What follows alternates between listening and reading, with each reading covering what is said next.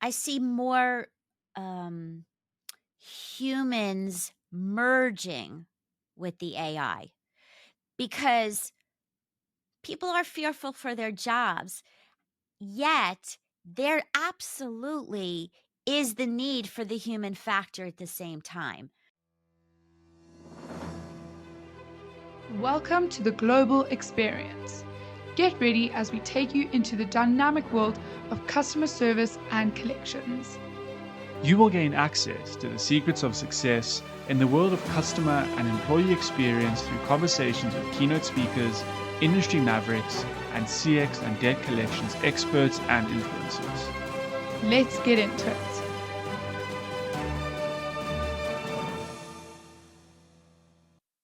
Sawubona, welcome, and hello. Welcome to another episode. On today's show, we have the amazing Stacy Sherman joining us, the master of customer experience, the founder of Doing CX Right, professional speaker, strategic advisor and coach, LinkedIn instructor, author, content creator, and host of Doing CX Right. I feel like the list just gets longer and longer. Welcome to the show, Stacy. How are you I'm doing? great. Don't forget a very important role, mom. Ah, brilliant. How could we forget that? One of the most important and most difficult roles. Indeed. Wow, I love that. Um, so Stacey, something we like to do is we like to give our listeners a better feel of where you are in the world. So if you could list the country you're currently in, we know you like to travel a lot for work, and maybe just tell us the weather you're experiencing right now and the time. I don't mind going first. So Bryce and I are currently in our Johannesburg office in South Africa. We are currently enjoying the summer months of the year, except today is a little bit chilly. It's probably about 25 degrees, and it is now currently Oh, you're my future. 5:20 p.m. Yeah, so I'm in the United States. It is cold.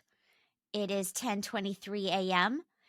and so I'm just still having some morning coffee and yeah, it's a beautiful place. The United States has pockets of a lot of different areas. I almost feel like the United States are different countries because each state is so different.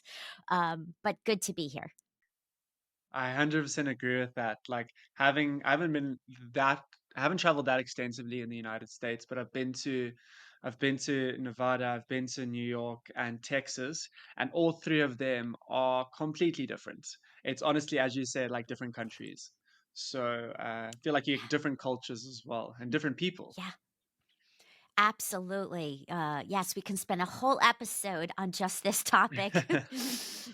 That's fair. That's fair. So then maybe to get the episode started, would love you to provide our listeners with a little bit of insight into who Stacy Sherman is, and doing CX right, what you guys are about, assuming that someone has never heard of doing CX right. Yes. So doing CX Right was born from a little blog several years ago when I was working in corporate. I had been in corporate for over 20 years. And uh, well before COVID, said, I have this mission. I want people not just talking about doing customer experience right. I want people to do it, literally, not think about it. And so I started a blog. I had no idea if anyone would read my content with actionable tips, and they did. And so while working full time, created these passion projects around that, turned into me guesting on 50 podcasts.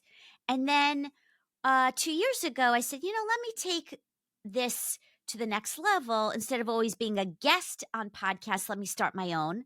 It recently won an award. And so it's really been a crawl, walk, run approach to help people, individuals, and companies in stopping bad experiences. And how do you do it right? And so it's really been from being in the trenches in different industries to help nurture that and share that. And now that's my main job is teaching it, advising it, and speaking about it, and so people are really doing CX right. Fantastic. Wow. Okay. So it's very broad. Um, in a lot of what you do, I'm sure you. I mean, it's probably one of the things that keep you so busy is because there's so many different Yeah. angles and avenues to it, right? What would you say takes up the most amount of time and the stuff that you Mm. enjoy doing the most in fixing CX? Oh my gosh, a lot of answers. Well, to break it down, what I love and what I enjoy most, something I learned about myself as I've been in reinvention, out of the corporate world, which is what I grew up in. This thing, the microphone, this microphone is so fascinating because it's the very thing I was afraid of. I didn't take it out of the box for at least 6 months because I was afraid of the technology. I was afraid of what microphone to get. I was afraid with the detail of the microphone and all that it symbolized. And now, when a microphone is in my hand or near me, it energizes me like nothing else. And so I hope that inspires people to just start and don't let things take 6 months to just take it even out of the box. um, in terms of customer experience, this past year, having even worked in a BPO outsource business processing, is I was responsible for thousands of agents, customer service agents, and it was the gig CX model. And I absolutely loved helping people be able to understand the value that they have in delivering customer experience. And so, whether it's agents or employees, I would go around the entire company wherever I worked and said, "You have a CX job." And they're like, "No, no, I don't. I don't even talk to the customer." I'm like, "We need to sit down. Let me help you understand because without you, even behind the scenes, there is no CX." So, just a big answer to your question that has so many aspects to it. Okay, I see. I see. So then in your travels, I guess in your research, or maybe even in the gig CX model that you were helping with from a BPO perspective, um, what would you say was what would you say were some of the challenges that you found that businesses face in delivering a good CX practice? Well, in the contact center space, agent attrition. I mean, it is rapidly a problem because agents don't feel valued. They don't have enough training. It's one and done. They don't have enough um, support with the technology. They don't have enough of community where they feel like they have that peer to peer support, not just your headquarters staff. And so that's become uh, opportunities that I've been chipping away at with others who are making a difference. And I think that attrition can be stopped and people can be feel more valued and empowered to deliver customer excellence. It's in their control. So that's a huge opportunity and I see as a trend going into this next year. I see. I see. Okay, and I guess when it comes to that attrition model, what were the workarounds? And I mean, gig CX is obviously a little bit different to like the in-person the kind of contact centers that are run, right? I mean, we know we see that every day. Gig CX is a bit of a different monster. How would you even go about starting the attrition or starting to manage that attrition portion? Yeah, so it's the same whether it's the independent contract model who have their own business. I mean, obviously, helping them grow their business is key. It's different than employees who work for a contact center, but both are in terms of performance and effectiveness. They are the same, which is about leadership. And it's about leaders supporting their people, regardless of 1099 or employee status. So a lot of times leaders are just thrown in a job and given a title. So it starts with really helping the leaders do their job to be able to nurture and empower their agents. So training and development is a huge thing across the board. And I think oftentimes it's the first thing to get cut in budgets. And that's a mistake. Mm. That's one. No, definitely. You spoke about leadership and how important it is. But what single piece of advice would you give businesses to ensure that they do adapt to change, stay aligned, and evolve their CX strategies with this ever-changing CX Yeah. industry? Yeah. So I would call it both the voice of customer and the voice of your staff. So a lot of times decisions are made in companies without including the feedback from your internal customer and your external customer. And that's the biggest mistake. So it's both structured and unstructured feedback. It's the structured where you're sitting down, surveying people, focus group. It's really intentional, structured feedback.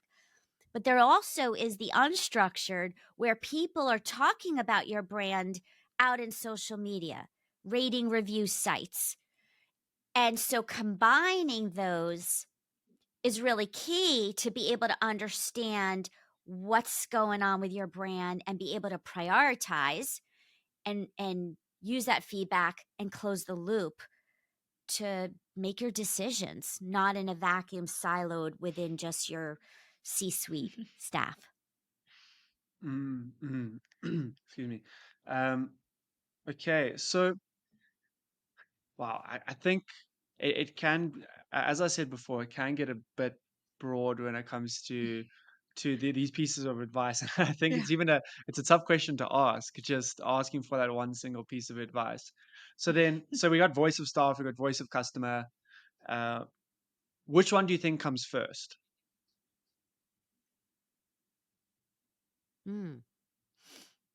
I tend to choose the internal customer, your stakeholders internally, actually journey mapping together, designing the customer experience, how they learn, buy, get, use, pay, get help, service. Then, once you design it together, which helps break internal silos, by the way, let me repeat, break silos, then you go validate with real customers what you designed actually meets their needs and then come back together and fill those gaps. Does that make sense? Yeah, yeah.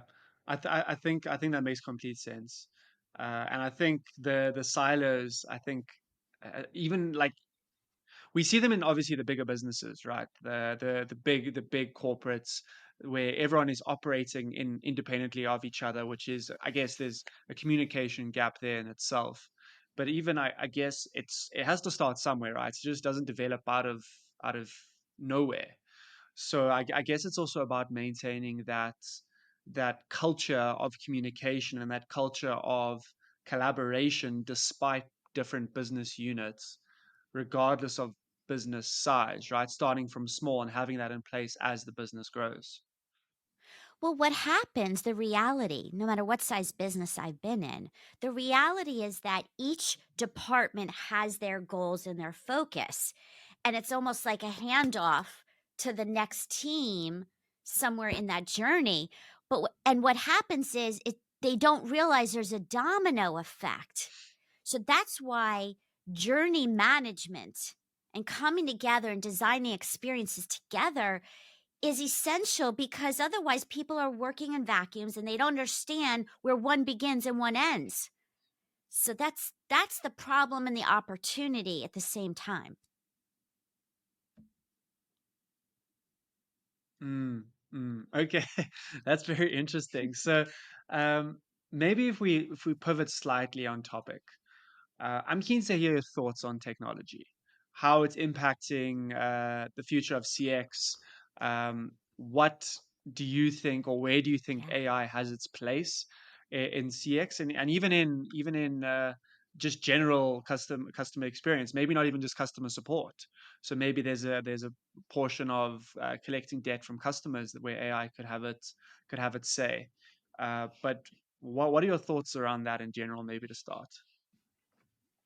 Yeah, so several answers. One, from a CX perspective, the AI is powerful in taking all that feedback and really making sense of it to help us prioritize what do we do first, second, third. The AI is also powerful if in a conversation, let's say an agent's having with a customer and they say legal, law, lawsuit.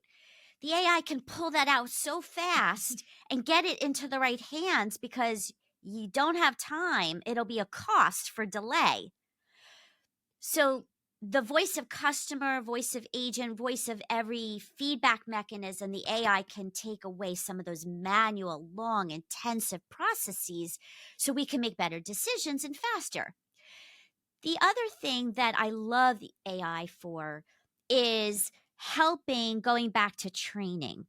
When I talk to agents, many, many, many of them, Mm, they have some real confident issues.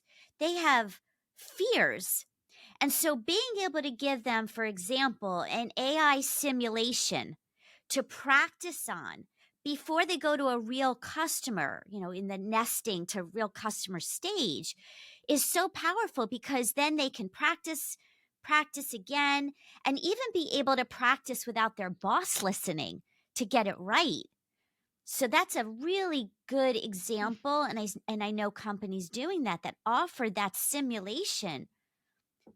Huge, huge, and saves time on human factors too to allow that development and practice. Just a case study.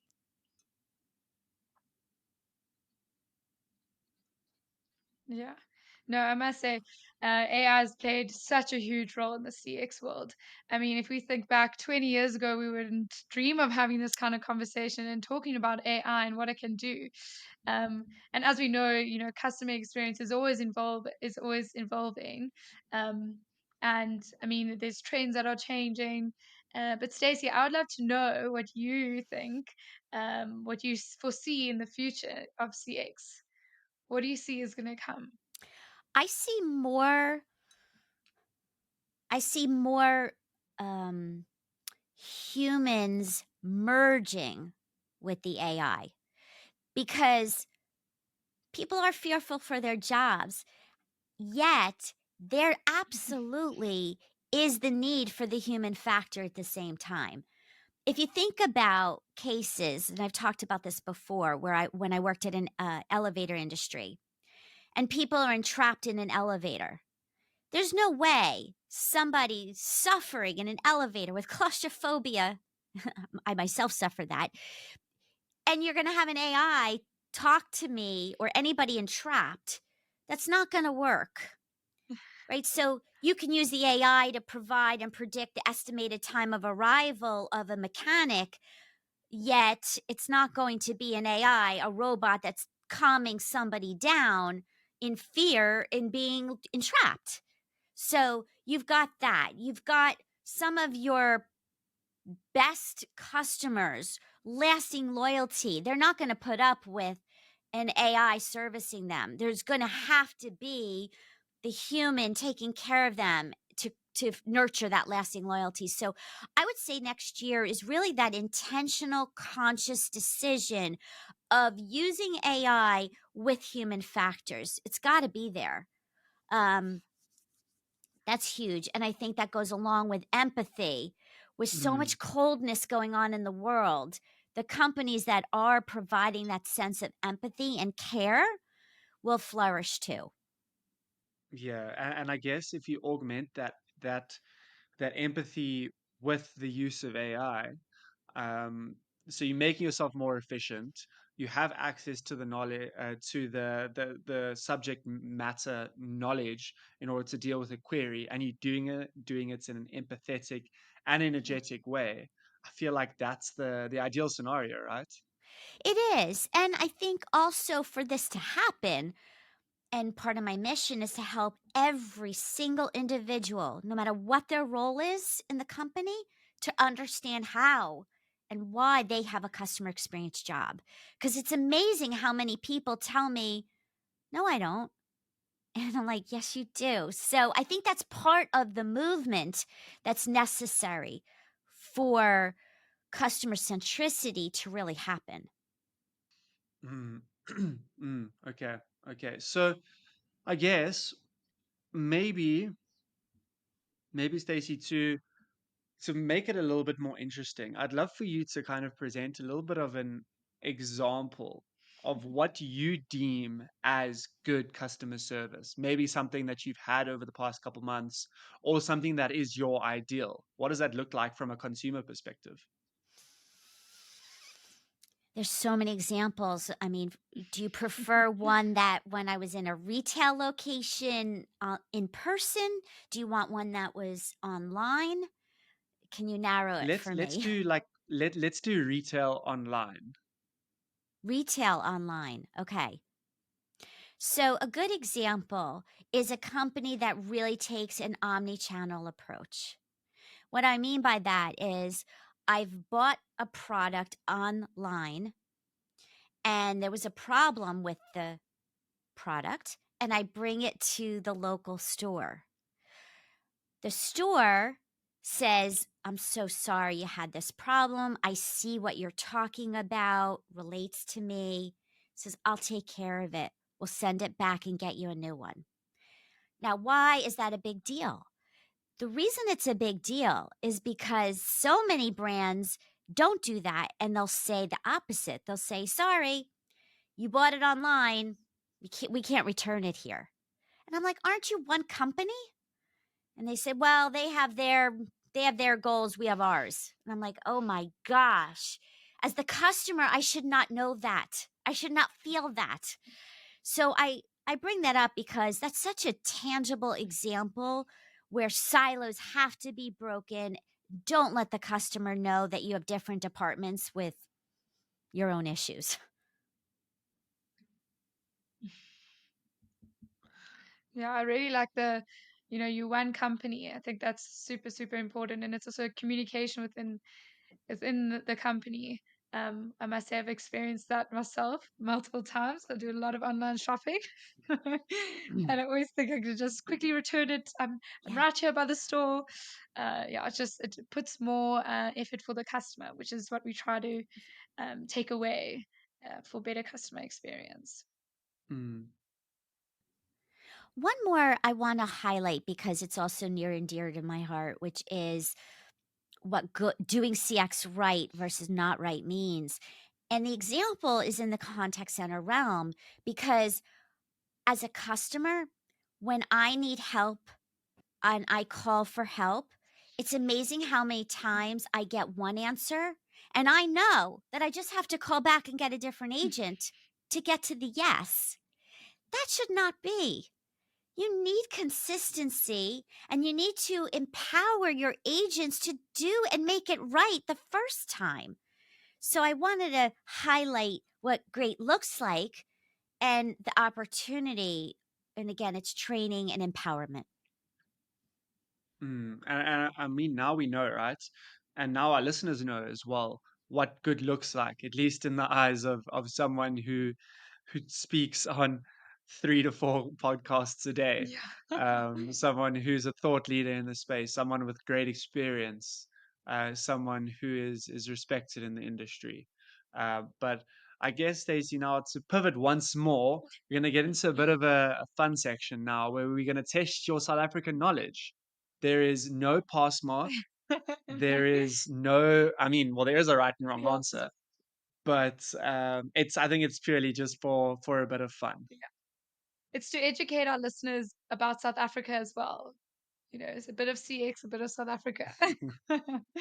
So cool. We're going to jump straight into it. We're going to ask you 3 questions with 3 multiple choice answers. Give it your best shot. And at the end, we will sum up your results and see how you do. Okay. is, which is the famous wildlife reserve known for its elephants located in the Eastern Cape? Eastern Cape is one of the provinces in South Africa. So is it A, Addo National Park? Is it B, Port Elizabeth? Or is it C, St. George's Park? Which one do you think it is? Eeny, meeny, miny, mo. Eeny, meeny, miny, mo. I'll go with C. Okay. Locked cool. in. Locked in. Sorted. Question 2. What is the South African currency called? Is it A, dinar? Is it B, rand? Or is it C, pula? Say it again. Okay. Is dinar, B is rand, and C is pula. I'm going to go with C again. Eeny, meeny, miny, mo. Okay. Yeah. Okay, who is the current president of South Africa? Is it A, Thabo Mbeki? Is it B, Elon Musk? Or is it C, Cyril Ramaphosa? Okay, I know it's not B. I know it's not B. So say A and C again. Okay, so which one is it? Which one? So A is Thabo Mbeki and C is Cyril Ramaphosa. And this is the president? Yes. What was this? C? Yes, C. Okay. Okay. I feel like we made these quite difficult today. they vary week on week Yeah. in terms of how difficult they are. Sometimes they're too easy, but anyways, let's see how you did. So, question 1, the answer was A, Addo Elephant Park. It's located less than an hour outside of the town, Port Elizabeth, in the Eastern Cape. So unfortunately, you got that one wrong. What is the South African currency called? It is the rand. So we got that one wrong as well, but it's okay. And then you actually got question 3 correct. Our president is Cyril, and he's been president for about 5 years, I believe. So the result of this is I clearly need to visit.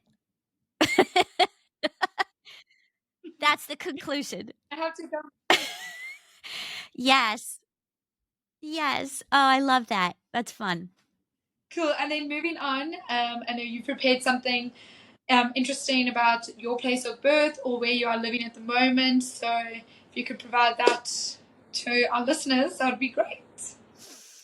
Oh, I would say my place of birth has been a state that has had many, many famous people and musicians.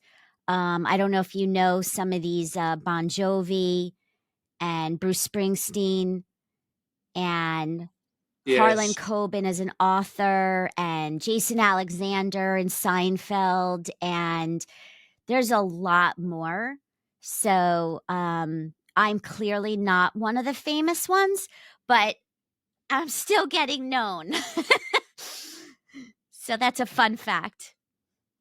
Okay. Cool. Okay, cool. That's actually very interesting. And I don't think we have had as many famous musicians. I mean, I was born in Johannesburg. Nats was born in Port Elizabeth. I don't know about you. But I don't know any of that. I think you would know in any case. We do have one famous, Charlie Strawn. Yeah, but she's Benoni. It's like close to Johannesburg, so we'll claim. Yeah. But Stacy, thank you so much for joining. Before actually we round up, could you please let our listeners know where they can find you online? Yes, thank you. So doingcxright.com is my everything. It has a lot of my free content, my blog, my podcasts, and then also a great way to contact me for helping your company, your individuals, your teams in workshops and speaking and support in doing customer experience right. And in 2024, you'll also see my new book going to be released, as well as my LinkedIn learning course all about customer experience and agent experience and doing them both right. So a lot of good material coming.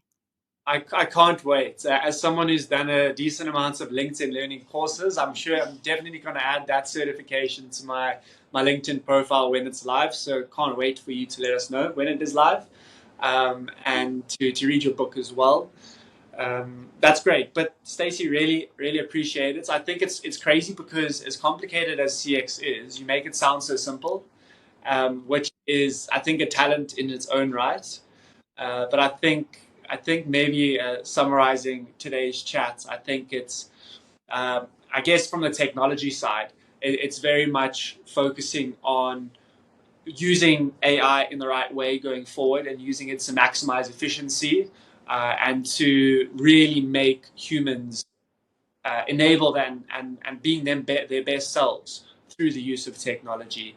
And I think it's also just focusing on that voice of customer, but equally also focusing on that voice of staff, voice of agents, so that you know what your company is saying and the people on the phones are saying, as well as the people that are having the queries, from a brand perspective.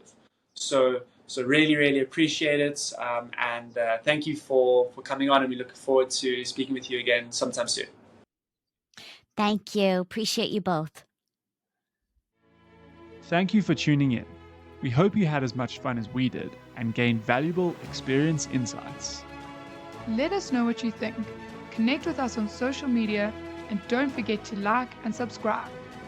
Stay inspired, stay customer centric, and know that the world of customer experience and collections is within your reach, the global experience.